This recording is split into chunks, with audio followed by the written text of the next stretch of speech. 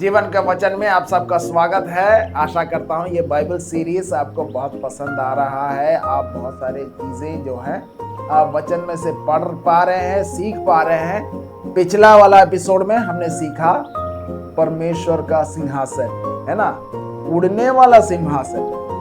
ये हमारे राज्य में एक सिंहासन होता है और वहां पे हमारे राजगद्दी में बैठने वाले प्रेसिडेंट, प्राइम मिनिस्टर होते हैं। लेकिन हमारा परमेश्वर का एक जगह वास नहीं है, वो बहुत जगह घूमते रहते हैं, तो उनका सिंहासन भी उनके साथ में जाता है ना।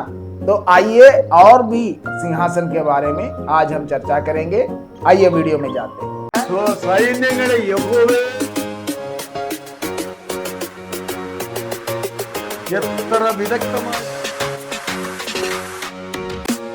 സ്വർഗസിംഹാസനം എന്ന പ്രധാനപ്പെട്ട ഒരു ടൈറ്റിലോട് കൂടെയാണ് നമ്മൾ ഈ പഠനം ഇപ്പോൾ ആരംഭിച്ചത്.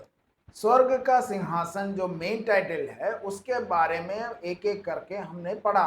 അതിൽ 4 സിംഹാസനങ്ങളെ കുറിച്ച് ലളിതമായി നമ്മൾ ചിന്തിച്ചു.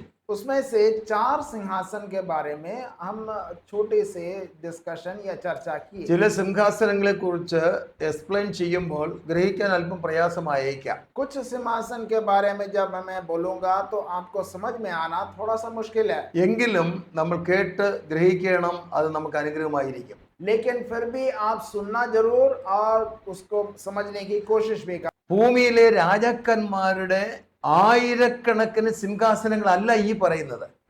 इस धरती में जितने राजाओं का सिंहासन है उसके बारे में नहीं बताया गया। സ്വർഗീയ സിംഹാസനത്തെ കുറിച്ചാണ് നമ്മൾ ചിന്തിക്കുന്നത്. स्वर्ग में जो सिंहासन है उसके बारे में हम चर्चा कर रहे हैं। അത് 4 സിംഹാസനത്തെ കുറിച്ച് പറഞ്ഞു കഴിഞ്ഞു. उसमें से 4 सिंहासन के बारे में हम ऑलरेडी बात कर चुके हैं। അഞ്ചാമത്തെ സിംഹാസനം ക്രിസ്തുവിന്റെ ന്യായാസനം എന്ന് പറയും.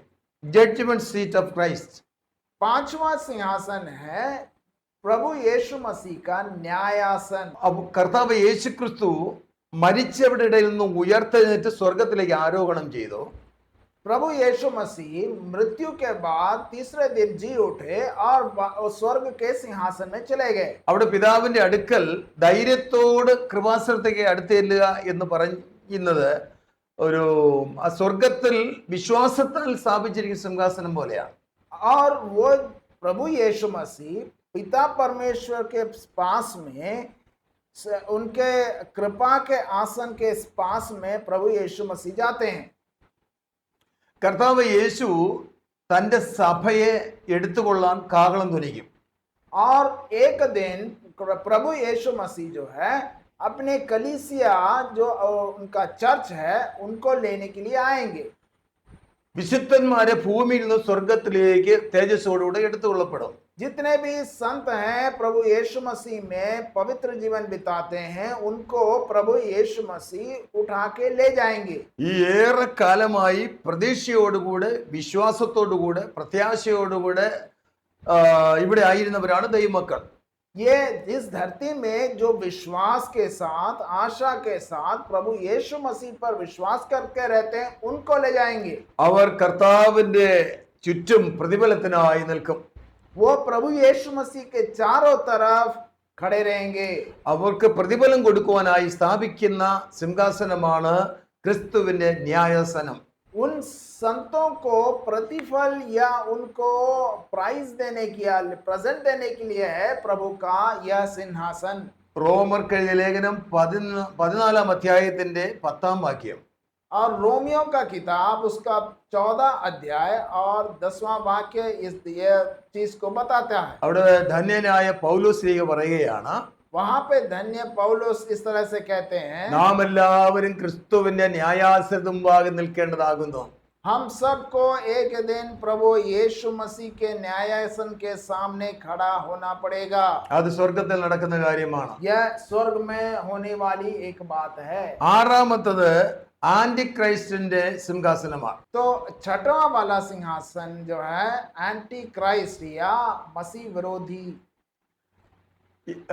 ദൈവസഭയെ സ്വർഗത്തിലേക്ക് എടുത്തുകൊള്ളപ്പെട്ട് കഴിഞ്ഞാൽ प्रभु के जो जन है, जो कलीसिया है, उनको जब स्वर्ग में उठा लिया ഈ जाएगा, ഭൂമിയിൽ ഭയങ്കര അനർത്ഥങ്ങൾ നടക്കും. इस भूमि में बहुत सारे अनर्थ काम होंगे. ലോകാരംഭം മുതൽ ഇതുവരെ സംഭവിക്കാത്ത വലിയ സംഭവ പരമ്പരകൾ ഭൂമിയിൽ ഉണ്ടാകും. इस दुनिया में, इस धरती में जो कुछ नहीं हुआ, वो सारे बातें होने वाली हैं. ആ സമയത്ത് തിരഞ്ഞെടുക്കപ്പെടുന്ന ഒരു ലോക നേതാവായിരിക്കും ആന്റിക്രൈസ്റ്റ്. उस समय मनुष्य चूज करके या फिर उनको वोट करके सेलेक्ट करते हैं, ये अंत क्रिस्तु या एंटी क्राइस्ट. 7 വർഷത്തെ ഉടമ്പടിയോടുകൂടെ താൻ ഭരണം ഏറ്റെടുക്കും. ये 7 साल का राज और शासन वो करेंगे. ആ 7 വർഷത്തെ ഭരണം ഭൂമിയിലൊക്കെയും വളരെ അപകടം നിറഞ്ഞതായിരിക്കും. और वो 7 साल पूरे धरती में बहुत सारा कष्ट आने वाला है. അതിനെ എതിർക്രിസ്തുവിന്റെ സിംഹാസനം എന്ന് പറയാം. और उसको एंटी क्राइस्ट का सिंहासन करके हम बोल सकते हैं. 7ാമത്തെ സിംഹാസനം 7वां सिंहासन തേജസ്സിന്റെ സിംഹാസനം ആണ്. तेजस से भरा हुआ सिंहासन. ഭൂമിയിലെ മഹാപീഡനം കഴിഞ്ഞതിന് ശേഷം अब इस धरती में महापीड़ा का समय खत्म होने के बाद കർത്താവ് യേശു ക്രിസ്തു സകല വിശുദ്ധന്മാരെയും കൊണ്ട് സ്വർഗത്തിൽ നിന്ന് ഭൂമിയിലേക്ക് വരും. प्रभु यीशु मसीह सारे पवित्र संतों को लेकर के इस धरती पे आएंगे. അങ്ങനെ ഭൂമിയിൽ കർത്താവ് ഒരു സിംഹാസനം സ്ഥാപിക്കും. और तब प्रभु यीशु मसीह इस धरती पर एक शासन या एक सिंहासन लगाएंगे. യെരുശലേമിൽ യഹോശാഫാ താഴ്വരയിൽ മത്തായി 25:31 വാക്യം. मत्ती का सुसमाचार उसका 25 अध्याय और 31 वाक्य. അവിടെ ക്രിസ്തു സ്ഥാപിക്കുന്ന സിംഹാസനത്തിന് മലയാളത്തിൽ തേജസ്സിന്റെ സിംഹാസനം എന്ന് പറയും. और उसमें प्रभु यीशु मसीह लगाने वाले, इस धरती में लगाने वाले एक सिंहासन का नाम यहाँ पर बताया गया है, महिमामय सिंहासन. ആ സിംഹാസനത്തിൽ നിന്ന് ചെമ്മരിയാടുകളെയും കോലാടുകളെയും രണ്ടായി വിഭജിച്ച് ന്യായം വിധിക്കുന്ന ഒരു ന്യായാസനമാണ്. वहां पर जो है परमेश्वर जो है चरवाहे बन करके ये बकरी और भेड़, ये दोनों को अलग अलग करते हैं. ഇതിൽ വളരെ വിശദീകരിച്ചുള്ള പഠനം ഇതിന് പിന്നാലെ നമുക്ക് ലഭിക്കും. और इसके बारे में ज्यादा डिटेल में आने वाले एपिसोड्स में हम डिस्कस करेंगे, चर्चा करेंगे. അത് കഴിയുമ്പോൾ 8ാമത്തെ സിംഹാസനം സഹസ്രാബ്ദ സിംഹാസനം, മില്ലേനിയം കിങ്ഡം എന്ന് പറയുന്ന ക്രിസ്തുവിന്റെ രാജവാഴ്ചയിൽ സ്ഥാപിക്കുന്ന സിംഹാസനം. और 8वां जो सिंहासन है, इसको हम मिलेनियम सिंहासन करके बोलते हैं. അർമഗദോൻ യുദ്ധത്തിന് ശേഷം ഒരു സഹസ്രാബ്ദ വാഴ്ച ഭൂമിയിൽ ആരംഭിക്കും. अरमगदोन का एक जो युद्ध है, उसके बाद 1000 चाल चलने वाला एक युद्ध शुरू होगा. അപ്പോൾ സ്ഥാപിക്കുന്ന സിംഹാസനമാണ് ക്രിസ്തു ഇരുന്ന് വാഴുന്ന ക്രിസ്തുവിന്റെ സിംഹാസനം. उस समय एक सिंहासन लगाया जाएगा जिसका नाम यह सिंहासन है. 9ാമത് വരുമ്പോൾ അവിടെ 1000 വർഷം ക്രിസ്തു ഈ സിംഹാസനത്തിൽ നിന്ന് വാഴും. और उस समय याद रखिएगा 1000 साल प्रभु यीशु मसीह इस सिंहासन में बैठ के राज्य करेंगे. 9ാമത്തെ സിംഹാസനം എന്ന് പറയുന്നത് the great white throne judgement, ഒരു വലിയ വെള്ള സിംഹാസനം എന്നാണ് രേഖപ്പെടുത്തുന്നത്. അതിന്റെ reference book of revelation chapter 20 verse 11 to 15 വരുന്നു. और 9वां सिंहासन का नाम है श्वेत सिंहासन.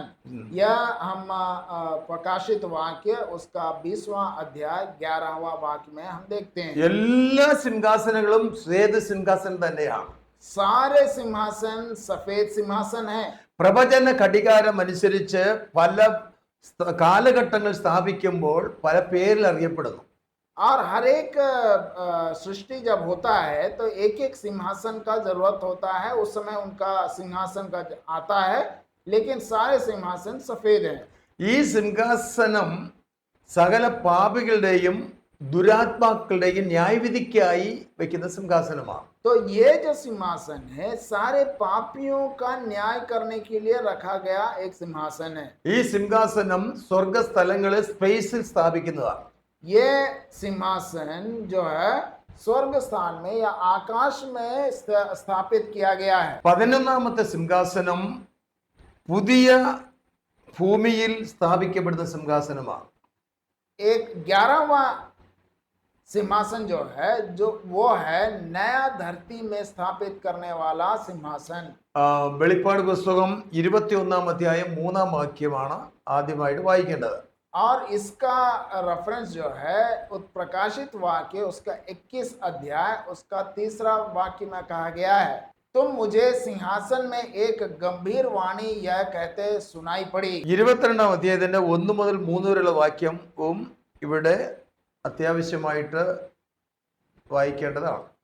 तो यहाँ पर प्रकाशित वाक्य उसका 22वां अध्याय 1 से लेके 3 तक भी हमें पढ़ना जरूरी है. പരമേശ്വർ और मेमने का सिंहासन അതായത് സമ്പൂർണ്ണ യുഗ സിംഹാസനം എന്നാണ് അതിന് പറയുന്നത്. वहां पे कहा गया है कि परमेश्वर और मेमने का सिंहासन. അവസാനമായി വെളിപ്പാട് പുസ്തകത്തിൽ ഇവിടെ പറഞ്ഞിരിക്കുന്ന സിംഹാസനം ദൈവത്തിന്റെയും കുഞ്ഞാടിന്റെയും സിംഹാസനം എന്നാണ്. आखिर में कहा गया है एक सिंहासन है, उसका नाम है परमेश्वर और मेमने का सिंहासन. ആ സിംഹാസനത്തിൽ നിന്നും ജീവജല നദി പുറത്തേക്ക് ഒഴുകുന്നു. और उस सिंहासन से जीवन का जल निकल रहा होता है. അവിടെ 12 വിധ ഫലം കായ്ക്കുന്ന വൃക്ഷങ്ങളെ കുറിച്ച് പറയുന്നു. वहां पे 12 तरह के पेड़ हैं, फलदायी पेड़ हैं. ജീവവൃക്ഷത്തെ കുറിച്ച് പറയുന്നു. जीवन का पेड़ भी वहां पे लगा है.